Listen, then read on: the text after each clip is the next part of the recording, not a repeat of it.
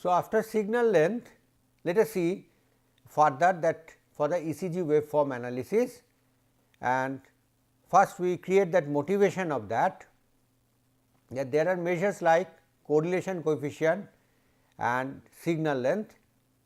However, they provide actually the gross picture of that situation, because there could be multiple waves which can give rise to same value of the correlation coefficient or signal length, and that actually gives that idea that if we want to get more accurate answer, we need to have better measurements and we need to have more detailed analysis of these waveforms. So, from that point of view, some steps are suggested to do that part. First thing is the detection of the ECG waves, and primarily the QRS complex, because we know that QRS complex is the one which has the most energy. So, they can be detected with much more confidence, and along with the QRS complex, using that the information by the location of the QRS complex, we can possibly get the P and the Q T wave. Now, this P and the T wave we are suggesting possibly. The reason is sometimes they become more difficult to get because of noise as well as due to different abnormalities. They may not be actually that we will not be able to find them clearly. They may get actually almost lost in that noise. Okay. So, primary thing that we should get QRS complex, and with the help of that, if possible, we would take the P and the T wave for our analysis. So, the next step is that delimitation of the wave boundaries, including the P QRS T wave. So, using the information of the location of the QRS, we try to draw the boundary where the signal energies are located. So, instead of trying to find out the period here, we are interested to get the boundary of PQRST. That means, what is the starting point of P and where the T ends. So, we are interested in that, because that is the part where that action potential of that muscle tissues they are present. So, we are looking at that, and next part is that measure the interwave intervals. Now, all kinds of the measurements we can get out of the ECG signal: RR interval, PQ interval, QT interval, ST interval, QQ interval, PP interval. So, you can think of that all possible intervals we are measuring, and that actually gives us the idea that how these energies are placed or misplaced in the signal.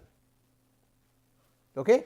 So, though it will not give us the exact nature, that means the intensity of the waveform, but any elongation, any contraction of each of these components, that will be visible by these measurements.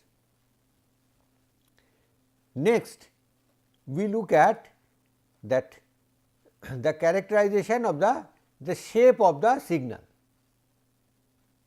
So, that next part would be that how the signal looks like.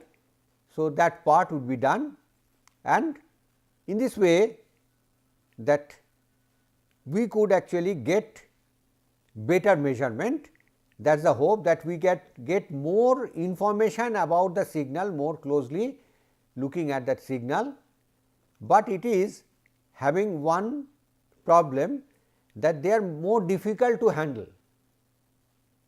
The reason is not just that you have to do the more computation, the main challenge is when we are taking more and more measurement, we need to think of the reliability of those measurements. If we fail in finding out the location of any one of them, for example, we are talking about the PQ segment.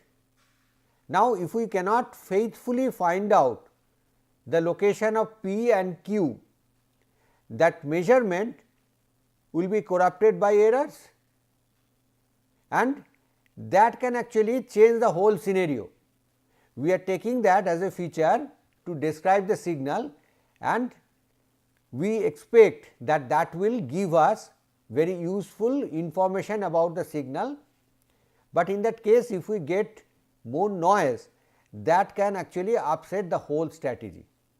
That is why we should keep in mind that more the measurements, it becomes more to handle. Okay? So, that is the meaning of that actually wording.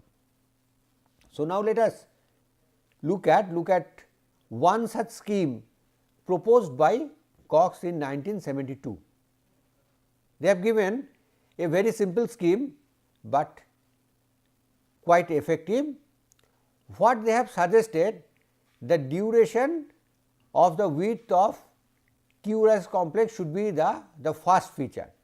Now, let us look at the picture again, so that it becomes clear to us that here is our P wave followed by the QRS complex and then T. So, this is P, Q, R, S and T, and the width of it, QRS complex, we can take that this is the width starting from Q to S. So, that gives us the width of the signal, that is the first actually point. Next, we look at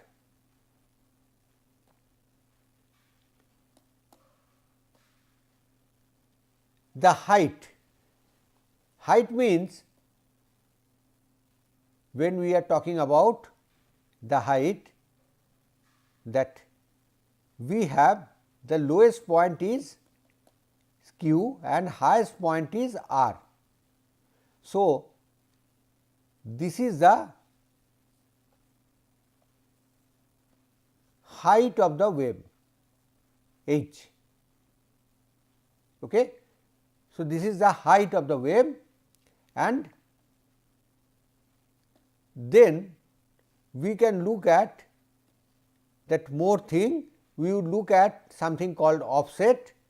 So, let us look at the picture to get what is offset, that we have isoelectric or isopotential line is here, okay, and the midpoint of H, the midpoint of H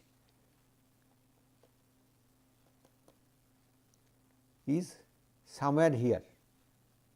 So, that the difference of that midpoint of H and the baseline, these two actually is taken as the offset. Okay. So, these are the three important the point that is taken. Let us look at the definition, that the positive or negative vertical distance from the midpoint of the baseline to the center of QRS complex. Okay. The baseline is defined as the straight line connecting the temporal boundaries of the QRS complex, and the center is defined as the midpoint between the highest and the lowest boundary in amplitude of QRS complex. So, with that we get three important actually measurements to describe the QRS complex. The first is width, next is height, two together gives that how much energy is concentrated in that and how quickly the changes are happening, and whether it is symmetric or not. We know it is not symmetric in most of the cases. So, how much is the asymmetry, that offset is giving a measure of that. So, next thing is the area under the QRS waveform rectified with respect to the straight line through the midpoint of the baseline. Okay.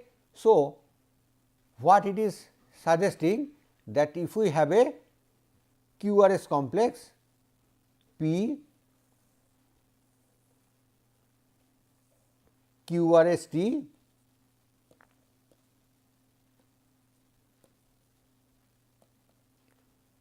so if we can think of that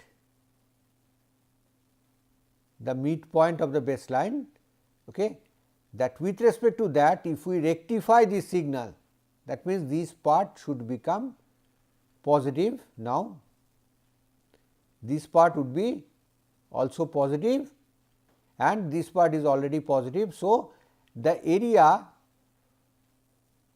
under this actually that plot, that is actually taken as another measure which gives us some notion of actually the energy in the signal.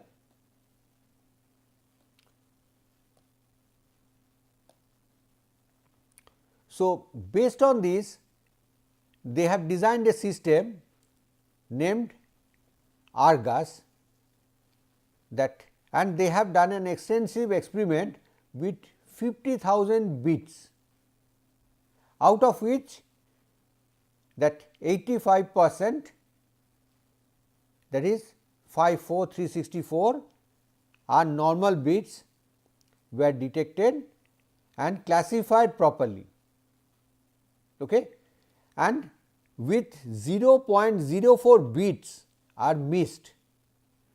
So, this gives us some idea that when we go for a complex plan, that how the things become difficult.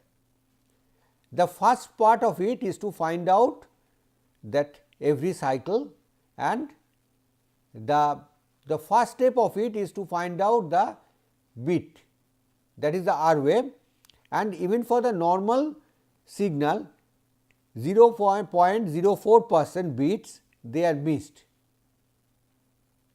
However, good part of it, that those we could find that the bits properly for those cycles, all of them that we could actually properly classify.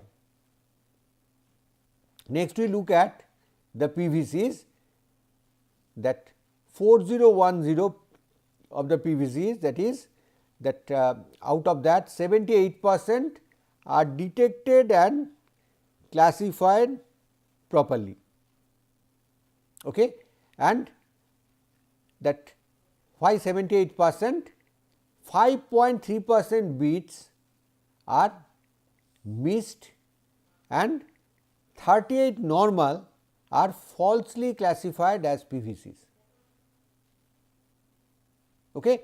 So, that means 0.1% of the bits they are actually falsely classified as PVCs.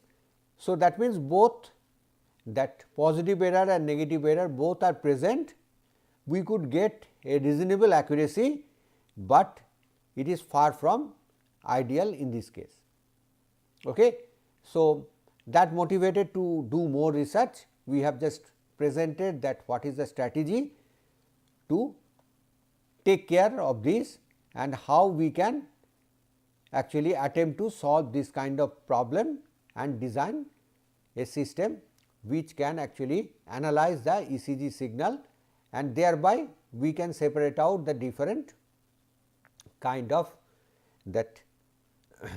different kind of signals. Okay? That we stop here this session. Thank you.